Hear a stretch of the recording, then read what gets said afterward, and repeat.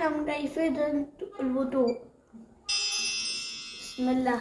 غسلت يدي غسلت يدي غسلت يدي كل الكف، غسلت فمي غسلت فمي غسلت فمي ثم الأنف، غسلت الوجه بالماء من الشعر إلى الذقن، غسلت الوجه بالماء من الشعر إلى الذقن، من الأذن إلى الأذن، ذراعي اليمنى ذراعي اليمنى ذراعي اليمنى إلى المرفق، ثم اليسرى ثم اليسرى ثم اليسرى كما الأسبق. مسحت الرأس بالكفين المبلولين مع الأذنين، مسحت الرأس بالكفين المبلولين مع الأذنين، كل الرأس أو الجزء، الرجل اليمنى الرجل اليمنى الرجل اليمنى إلى الكعب، ثم اليسرى ثم اليسرى ثم اليسرى بلا تعب.